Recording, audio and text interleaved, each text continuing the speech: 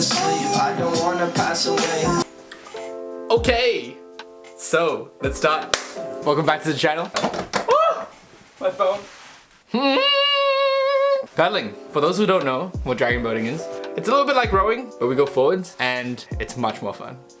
Let's talk about before I started any national team stuff. I did 2 years of paddling before I did anything that was high level paddling. Essentially, you do club level paddling first in Australia, and then state level, and then Australian level. So national level.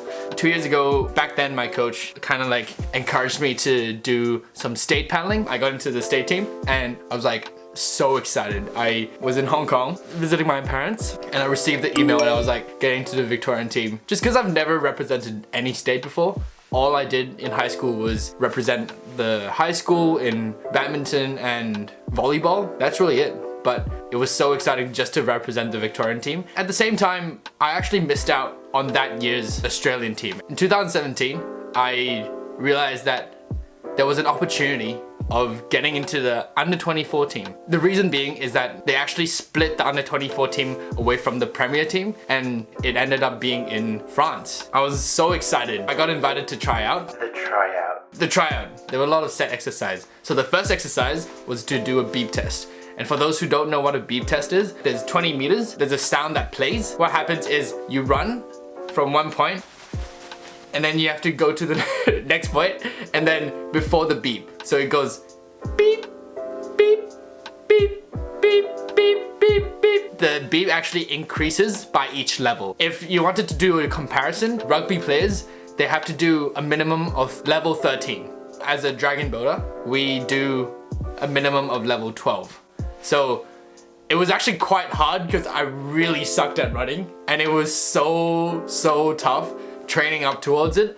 I had done weeks of training and it was vigorous and it was crazy, but I actually just reached to 12 after doing the beep test. You have to do a TK1 trial. So a TK1 is essentially a single boat for a dragon boat, and then you paddle for a certain distance, and then you race against someone, and then you're ranked with all the people that have tried out. And the last one was probably the toughest one. In the last one, there's actually a few components to it. So the first one is bench press. Lie down, and then you do that. Then sit-ups was 100 times, and then bench pulls, and then kettlebell. So the normal kettlebell is... But no, our kettlebell was so much harder. We had to do kettlebell like this. Imagine this was the kettlebell. What you do is you pull up. It looks easy. It's so hard. With all these 4 exercises, you have to do them back to back and without any rest. And you have to do them in 4 minutes, 30 seconds.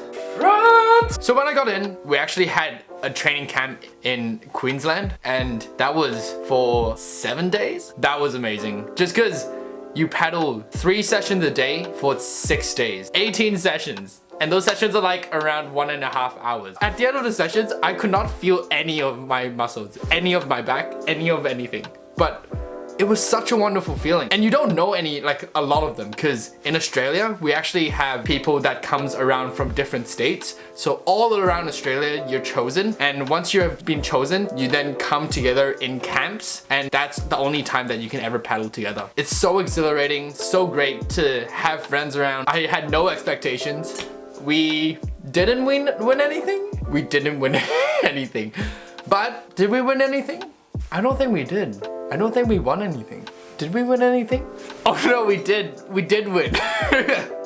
We won a bronze. We won a bronze medal and it was 2017. That's the medal of it. That's crazy. Yeah, we were in France. We did a lot of things. Our coach very generously treated us to go to Mont Blanc, which is the most amazing mountain that you could ever see. We took a gondola up. We had hot chocolate there. It was crazy. It was just like having like the friends that you're with and you're traveling together. And we spent like 11 days in France. Every day we would actually travel from Geneva, which is Switzerland, into France because our accommodation was actually in Switzerland. We had around 1 day off in between the trainings. And then on that day off, me and my friends just went to this like little small town around Devon-les-Bains, and It was such a beautiful town. I've never been to Europe before, and that was my first time. And that little small French town was very amazing. And after the whole race, I got to go and explore Paris, went to the Eiffel Tower by myself.